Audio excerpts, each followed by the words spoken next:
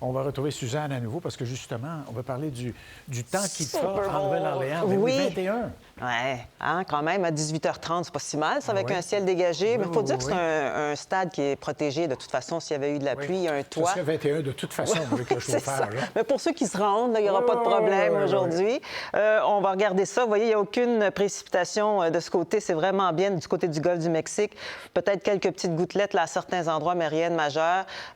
Donc, on s'en sort assez bien là, pour la soirée. Et donc, j'ai l'impression que ça va célébrer. On va voir c'est qui va gagner. Et la mi-temps aussi. À la mi-temps, oui. On a hâte de voir ça. Il y en a pour tous. Oui. The Super Bowl is the biggest Homeland Security event that we do every single year. And this will be the 11th time that New Orleans has hosted that event.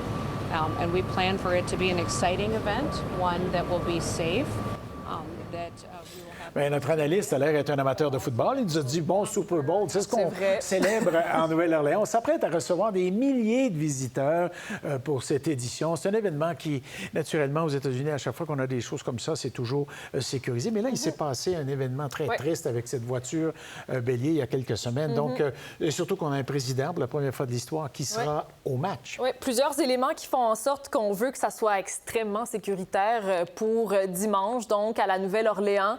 On se prépare déjà, en fait, donc pour installer des barrières, bien sûr, pour éviter que des véhicules puissent entrer dans le périmètre de sécurité tout près du stade, mais aussi plus largement dans la ville, parce qu'il y a toujours des événements en marge, donc du Super Bowl, parce que ce n'est pas tout le monde qui peut avoir un billet pour aller assister à l'intérieur. Il va y avoir des centaines et des centaines de policiers qui sont déployés sur le terrain avec des armes très visibles pour avoir un effet dissuasif, des chiens aussi, pisteurs qui vont s'assurer, Bref, on est très prévoyant là, avec des véhicules blindés, donc pour vraiment être très sécuritaire de ce côté, parce que oui, quand même, on le disait, 125 000 visiteurs qui risquent d'affluer et peut-être même plus à la Nouvelle-Orléans durant la fin de semaine, d'autant plus que le président Donald Trump va être présent. Une première qu'un président américain participe à un tel événement, donc le Super Bowl.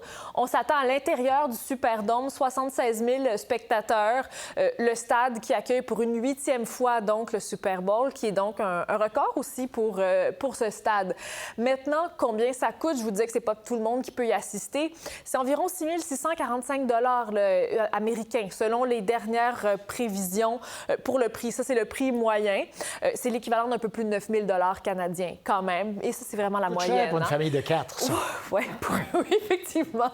Et c'est une diminution quand même de 29 % du prix par rapport à l'année dernière. Souvenez-vous, c'était à Las Vegas et là, ça coûtait très, très cher. Reste-t-il que c'est un événement qui est prisé, beaucoup regardé à travers la planète, notamment pour ce qui est des publicités.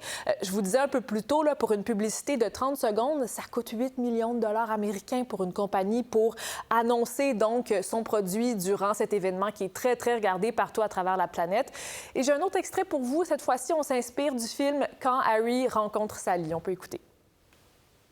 I can't believe they let us back in this place. Why? Hello? Nobody remembers that. Here we go. Oh my gosh. Oh, boy. So good. Lunch and a show, huh? How about that? Alors, très ludique quand même, plusieurs extraits comme ça qui commencent à circuler. Et quand on parle de publicité, je termine là-dessus. Publicité, produits américains. Je fais un lien ici avec le boycottage, parce qu'il y a plusieurs Canadiens qui boycottent en ce moment les produits américains et même les événements américains. Certains bars dans la grande région de Montréal et des personnes ont dit ne pas vouloir donc diffuser le Super Bowl ou l'écouter en raison, bien sûr, du président qui a fait des remarques dont disant que les menaces des tarifs, le Canada qui veut être le 51e État américain. Donc, plusieurs comme ça éléments qui font que le contexte politique est plus tendu et que des Canadiens pourraient ne pas vouloir écouter le Super Bowl. Ça reste à voir, bien sûr. Il faudra s'en reparler après dimanche, mais ça risque quand même d'être très regardé comme événement. Ah oui, en effet. Très bien. Merci, Sarah. À tantôt. Pour voir nos émissions en entier, rendez-vous sur la chaîne ICI RDI.